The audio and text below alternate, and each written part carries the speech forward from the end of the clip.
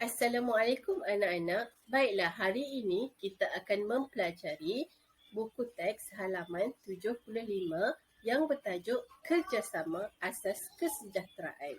Standard kandungan 1.1 mendengar, mengecap, sebutan, memahami dan menyebut ayat tunggal dengan betul dan tepat. Standard pembelajaran 1.1.2 mendengar, memahami dan memberikan respon terhadap silaan dan juga larangan. Kemahiran kita akan mempelajari kemahiran mendengar dan juga kemahiran bertutur.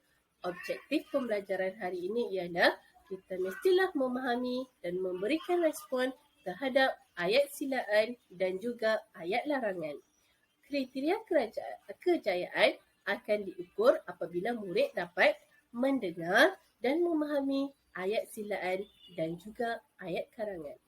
Baiklah anak-anak, kita akan pelajari apa itu ayat larangan dan juga apa itu ayat silaan. Ayat silaan berfungsi untuk menjemput atau mempersilakan seseorang. Selalunya, ayat silaan akan menggunakan kata silaan iaitu sila atau jemput. Manakala ayat larangan pula ialah ayat yang menggunakan kata larangan seperti jangan, usah atau tak usah sebelum kata kerja dengan tujuan menegah seseorang melakukan sesuatu.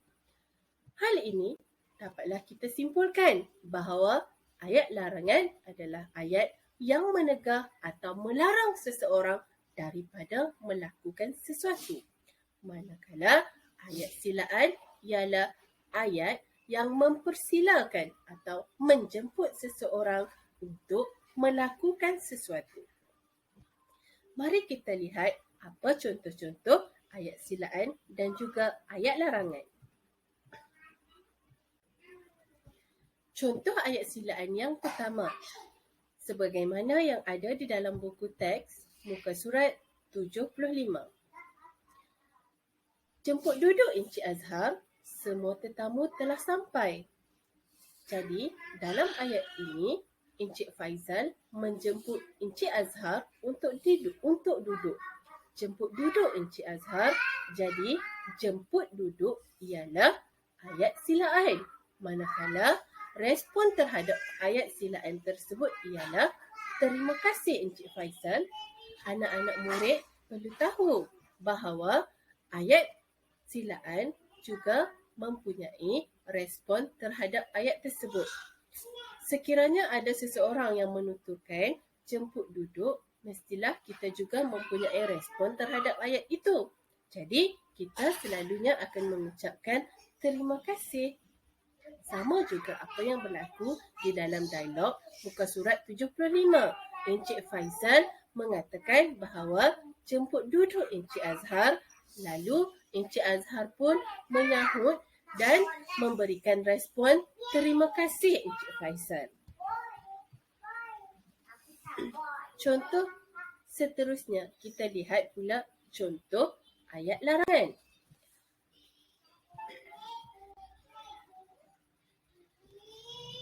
Contoh ayat larangan. Usah risau Encik Faizal, kami sentiasa bersedia untuk membantu. Dalam ayat ini menunjukkan bahawa ayat larangan, usah risau. Usah itu ialah kata larangan yang bermaksud bahawa Encik Azhar meminta Encik Faizal supaya tidak risau. Apakah respon terhadap penegahan Encik Azhar ini ya anak-anak? Sebagaimana yang dilihat dalam muka surat 75, Encik Faizal memberikan respon kepada Encik Azhar dengan menyatakan bahawa terima kasih atas sumbangan Encik Azhar. Kita lihat seterusnya. Contoh ayat silaan yang lain. Anak-anak lihat pada muka surat 75, pada gambar di bawah ada gambar cikgu dan juga gambar murid-murid. Cikgu telah menuturkan murid-murid sila duduk mengikut label nama pada bangku. Sila. Sila ialah kata silaan. Hal ini menunjukkan bahawa cikgu telah memberikan ayat silaan kepada murid, iaitu menjemput murid-murid untuk duduk menggunakan kata silaan. Sila duduk. Apa respon murid terhadap guru tersebut? Sebagaimana yang kita lihat dalam muka surat 75, Hanif mengatakan bahawa, maaf cikgu, label nama saya tiada pada kerusi ini. Hanif memberikan respon terhadap kata silaan guru tersebut. Kita lihat contoh yang seterusnya. Contoh ayat larangan. Apa yang guru tersebut katakan? Jangan duduk di tempat calon yang lain. Hal ini bermaksud guru tersebut menegah anak-anak murid supaya tidak duduk di tempat calon yang lain kerana nama mereka telah dilabelkan pada kerusi masing-masing. Oleh itu, cikgu menegah atau melarang murid-murid untuk duduk di tempat calon yang lain. Apa respon anak-anak murid tersebut? Responnya ialah, baik cikgu. Respon ini menunjukkan bahawa mereka mendengar kata larangan ataupun ayat larangan cikgu tadi. Contoh yang seterusnya, contoh ayat silaan yang lain. Sebagaimana yang kita lihat dalam muka surat 75, Hanif mengatakan bahawa, maaf, Hanif mengatakan bahawa label pada kerusinya telah tertanggal. Jadi, cikgu menyatakan bahawa mungkin label nama kamu tertanggal. Nanti cikgu semak.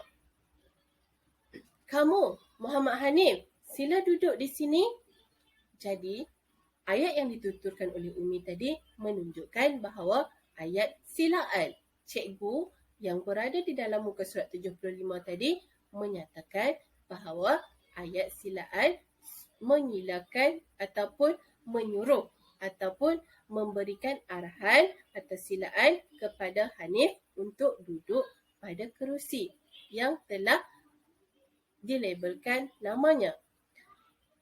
Hanif, Muhammad Hanif, sila duduk di sini. Jadi cikgu memberikan arahan, memberikan silaan kepada Muhammad Hanif untuk duduk di tempat yang lain dengan menggunakan kata silaan sila.